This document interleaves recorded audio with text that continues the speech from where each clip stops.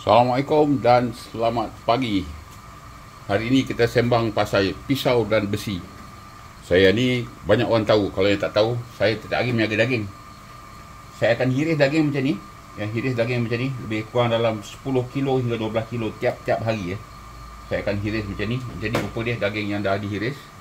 Daging yang dah dihiris lebih kurang macam ni. Tiap-tiap hari lebih kurang dalam 10 hingga 12 kilo. Alright, besi. Antara pisau-pisau dan besi yang saya pakai. Yang ni 3V 3V daripada Survive Knife. Okay, tool steel. Right, kita satu persatu.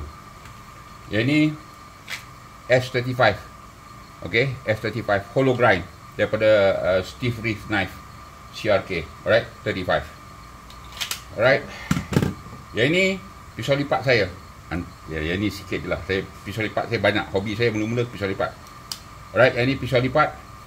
Yang ni CPM S30V CPM S30V. Alright, daripada Long Wolf. Okay. Yang ini Elmax daripada TRC Blade besi Elmax. Stainless steel. Elmax stainless steel. Tadi 3 lipa tadi pun stainless steel juga. Okay. Yang ni 440C. Right, skinning knife besi 440C. Right. Satu persatu kita tunjuk. Yang ini my favourite untuk pergi ke dalam hutan. Hutan saya akan bawa ni lah. Daripada Buck River besi 154 cm 154 cm besi 154 cm. Alright. Saya sambil ni nak sembang pasal mana besi yang tahan tajam paling lama sekali paling lama untuk saya lah. Untuk saya ni dari segi pengalaman. Besi competition blade saya. Yang ni M4. Okay, yang ni besi competition blade. Saya punya favourite steel lah. Untuk competition masih M4 lah. Kalau kita tengok rata-rata kebanyakan blade sport overseas, dia akan pakai besi M4. Alright, yang ni besi satu lagi daripada Buck River. Yang ni besi A2 steel pun tool steel. Tadi M4 tool steel, yang ni pun tool steel. Alright, tool steel ni mudah karat lah. So dia ada petina sikit tu biasalah. Yang tu menambah karakter pada pisau lah. Yang ni pun daripada Buck River A2 steel. Okay, mungkin video ni panjang sikit tapi tak apa. Kita pertahankan. Alright, kita defend. Okay, yang ni K490 tool steel. Antara besi-besi yang tajam ni. Memang tajam. Tapi tool steel nak kena jaga. Okay, nanti kita discuss. Saya akan buat topik lain untuk jaga tool steel.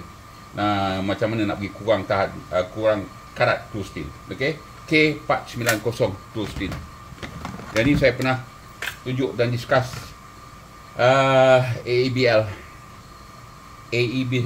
besi pisau cukur besi pisau cukur. Okey, besi pisau cukur.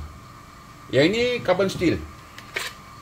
Okey, 1095 1095 steel. Akan karat lah. Pasal tu normally kalau besi akan karat ni dia akan ada coating sama ada acid wash, Cherokee acid wash, stone wash, itu untuk menghindarkan dia daripada berkarat. Yang ni besi Vanex stainless steel stainless steel Vanex. Okey, stainless steel Vanex. Dan yang ini pula satu lagi 20CV. Okey, CPM 20CV. Yang ni sama dengan M390 Yang ni sama dengan M390 sama dengan M390 versi Amerika, US punya version. Okay. Alright, cerita pasal M390 versi M390. Ini pisau ini M390 ini M390. Okay, stainless steel M390.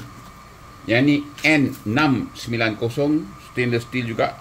Stainless steel stainless steel. Tadi saya dah tunjuk tadi Elmax. Tadi satu carbon steel. Yang ni pun satu lagi carbon steel. My favorite carbon steel juga, iaitu yang ni besi tadi 1095, ini 5160 51. Okay, this is carbon steel 5160. Ya, betul. Alright, 5160 daripada Buck. Yang ni pun untuk raya korban, cantik lah pakai. Okay, again coating kalau besi carbon steel dia akan ada coating lah. Alright. Dan yang tadi dah tengok dah. Yang ni antara saya rasa pisau yang stainless steel yang tajam lah, yang betul-betul tajam. This one is S45. Okay, S45. Okay, CPM S45. Okay, yang ni antara yang besi baru lah. Tak banyak lah saya besi-besi ni. Dan banyak lah bila saya potong. Daging ni lebih kurang dalam 10 kilo, 12 kilo tiap-tiap hari. Pisau yang paling tahan tajam. Saya tak perlu asah banyak-banyak kali. Boleh pakai sampai 10-20 kilo sehari. Ya, kadang-kadang 2 minggu baru saya nak asah. Still my favorite untuk kerja-kerja motong D2. Ya, D2. D2 ni sama dia varian dengan K110 dan juga tak salah saya Slipner 88 pun sama juga So, itu ya sembang saya pasal pisau dan besi.